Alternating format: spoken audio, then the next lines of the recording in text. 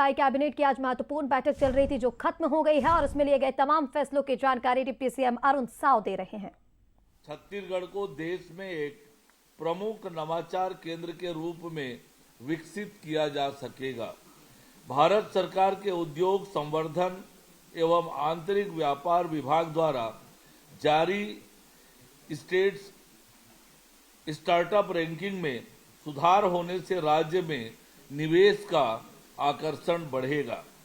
मंत्रिपरिषद द्वारा गृह निर्माण मंडल और रायपुर विकास प्राधिकरण द्वारा बनाई गई और पूरी हो चुकी 35 आवासीय कॉलोनियों को नगर निगम और नगर पालिकाओं को सौंपने का निर्णय लिया गया है। इन कॉलोनियों में खुले भूखंड, उद्यान, अन्य सार्वजनिक सुविधाएं शामिल होगी। हालांकि आवासीय, व्यावसायिक और अर्ध सार्वजनिक बिक्री योग्य संपत्तियां इसमें शामिल नहीं होगी। अभी इन कॉलोनियों का हस्तांतरण नहीं होने के कारण वहां रहने वाले लोगों को कई मूलभूत सुविधाएं नहीं मिल पा रही है। कॉलोनियों के रखरखाव के लिए निवासियों को दोहरा खर्च उठाना पड़ रहा है। एक ओर वे नगर निगम को संपत्ति कर दे रहे हैं, वहीं दूसरी ओर गृह निर्माण मंडल को भी रखरखाव शुल्क देना पड़ता है। इन कॉलोनियों के हस्तांतरण से नगरीय निकायों द्वारा वहां पानी, बिजली, सड़क, सफाई जैसी सुविधाएं दी जा सकेगी और कॉलोनी वासियों को अतिरिक्त रखरखाव शुल्क से राहत मिलेगी। मंत्रिपरिषद द्वारा नवा रायपुर अटल नगर में शासकीय विभागों तथा निगम मंडल के कार्यालयों के लिए नवा रायपुर अटल नगर विकास प्राधिकरण द्वारा एक वृहद बहुमंजिला भवन बनाने का निर्णय लिया गया है और वहां विभागों को स्पेस आवंटित किया जाएगा ताकि भूमि का पूर्ण उपयोग किया जा सके।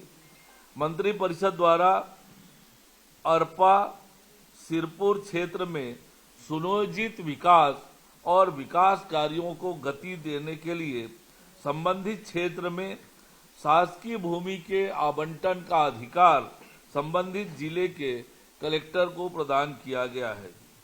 गौरतलब है कि अरपा विशेष क्षेत्र विकास प्राधिकरण एवं सिरपुर विशेष क्षेत्र विकास प्राधिकरण का उद्देश्य संबंधित नदी तटीय क्षेत्रों का योजनाबद्ध और समग्र विकास करना है। इसके लिए मास्टर प्लान के क्रियान्वयन, भूमि नियोजन एवं नगर विकास योजनाओं को प्रभावी ढंग से लागू किया जाना आवश्यक है। विकास कार्यों को गति देने के लिए शासकीय भूमि का आवंटन जरूरी था। वर्तमान में दोनों प्राधिकरणों की वित्तीय स्थिति को देखते हुए शासकीय भूमि का आवंटन 1 रुपये प्रीमियम एवं भूपाटक पर किए जाने का निर्णय लिया गया है। साथ ही भूमि आवंटन के अधिकार संबंधित जिला कलेक्टरों को दिया गया है। मंत्रिपरिषद ने छत्तीसगढ़ क्लाउड फर्स्ट नीति को राज्य में लागू किए जाने की स्वीकृति प्रदान की है। छत्तीसगढ़ क्लाउड फर्स्ट नीति का प्रस्ताव छत्तीसगढ़ शासन के इलेक्ट्रॉनिक्स एवं सूचना प्रौद्योगिकी विभाग द्वारा प्रस्तुत किया गया।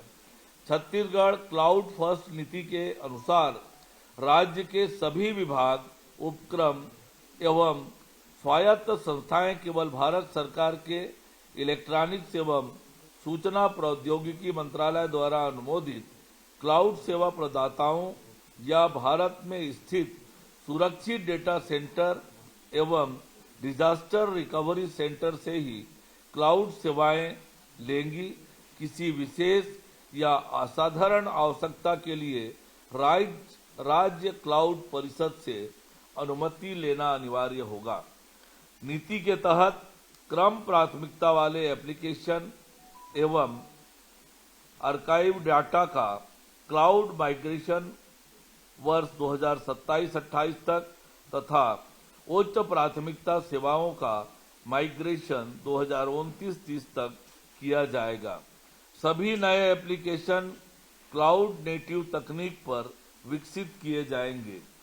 कैबिनेट ने इस नीति में भविष्य में आवश्यक संशोधन करने के लिए इलेक्ट्रॉनिक्स एवं सूचना प्रौद्योगिकी विभाग को अधिकृत किया है। इस नीति से आईटी ढांचे में लागत में कमी, संचालन में दक्षता, बेहतर साइबर सुरक्षा, आपदा के समय सेवाओं की निरंतरता तथा नागरिक सेवाओं की 24/7 उपलब्धता सुनिश्चित होगी। साथ ही नागरिकों के डेटा की सुरक्षा, पारदर्शिता और ट्रैकिंग व्यवस्था और अधिक मजबूत एवं सुदृढ़ होगी। मंत्रिपरिषद द्वारा छत्तीसगढ़ राज्य में डिजिटल अवसंरचना को विस्तार देने के लिए मोबाइल टावर योजना का अनुमोदन किया गया है। भौगोलिक विषमता और वामपंथी उग्रवाद प्रभावित क्षेत्रों में मोबाइल कनेक्टिविटी सीमित होने से शासन की योजनाओं का प्रभावी क्रियान्वयन बाधित हो रहा है। इस योजना से मोबाइल टावर स्थापना हेतु चयनित सेवा प्रदाताओं को अनुमति और प्रशासनिक स्वीकृतियों की प्रक्रिया को सरल और समयबद्ध किया जाएगा। मोबाइल टावर योजना के अंतर्गत चयनित मोबाइल नेटवर्क विहीन बसाहटों में टावर की स्थापना की जाएगी। डिजिटल कनेक्टिविटी से ग्रामीण अर्थव्यवस्था को गति मिलेगी, ई गवर्नेंस सेवाओं का विस्तार होगा, सामाजिक आर्थिक विकास को बढ़ावा मिलेगा। योजना से सुरक्षा व्यवस्था में भी सुधार होगा, विशेषकर वामपंथी उग्रवाद से प्रभावित क्षेत्रों में संचार सुविधा उपलब्ध होने से प्रशासनिक कार्य में पारदर्शिता और दक्षता आएगी।